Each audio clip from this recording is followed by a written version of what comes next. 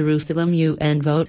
Trump threatens U.S. aid recipients. U.S. President Donald Trump has threatened to cut off financial aid to countries that back a United Nations resolution opposing the recognition of Jerusalem as Israel's capital.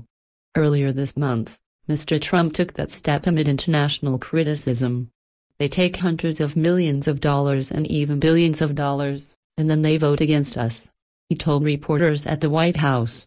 Let them vote against us. We'll save a lot. We don't care. His comments come ahead of a UN General Assembly vote on a resolution opposing any recognition of Jerusalem as Israel's capital. The draft resolution does not mention the U.S., but says any decisions on Jerusalem should be cancelled. Earlier, U.S. Ambassador to the UN Nikki Haley warned member states that President Trump had asked her to report on who voted against us on Thursday. President Trump and Ambassador Haley are trying to use American muscle rather than diplomacy to convince countries to vote their way. From Washington's perspective, recognizing Jerusalem as Israel's capital and deciding to move its embassy there is its sovereign right.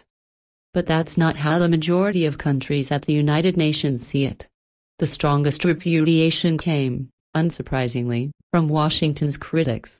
Meanwhile, many U.S. allies are brushing off the tough rhetoric as an empty threat. A senior diplomat told me it was clear that the Trump administration was determined to take a stand for Israel at the UN, but he doubted that Washington would cut aid to, say, Egypt, which sponsored the failed Security Council measure on which the General Assembly draft resolution is based. What is certain is that the U.S. will be isolated in the General Assembly on Thursday as the rest of the world once again tells President Trump that it does not agree with his decision on Jerusalem. The status of Jerusalem goes to the heart of the Israeli-Palestinian conflict. Israel occupied the east of the city, previously occupied by Jordan, in the 1967 Middle East War and regards the entire city as its indivisible capital. The Palestinians claim East Jerusalem as the capital of a future state, and its final status is meant to be discussed in the latter stages of peace talks. Israeli sovereignty over Jerusalem has never been recognized internationally, and all countries currently maintain their embassies in Tel Aviv. However, President Trump has told the U.S. State Department to start work on moving the U.S. embassy. The 193-member UN General Assembly will hold a rare emergency special session on Thursday at the request of Arab and Muslim states, who condemned Mr. Trump's decision to reverse decades of U.S. policy earlier this month. The Palestinians called for the meeting after the U.S. vetoed a Security Council resolution, which affirmed that any decisions on the status of Jerusalem were null and void and must be rescinded, and urged all states to refrain from the establishment of diplomatic missions in the Holy City.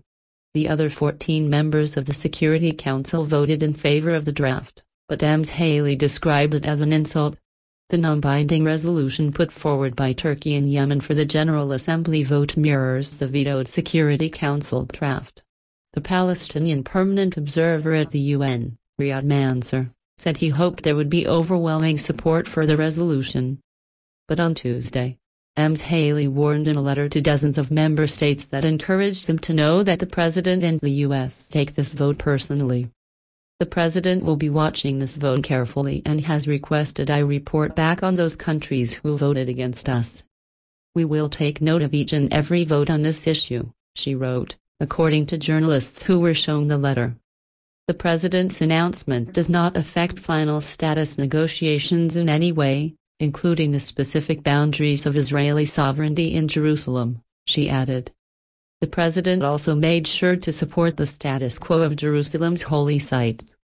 Ms. Haley echoed the warning on Twitter, writing, "The U.S. will be taking names." Palestinian Foreign Minister Riyad al-Maliki and his Turkish counterpart, Mevlut Cavusoglu, accused the U.S. of intimidation. We see that the United States, which was left alone, is now resorting to threats.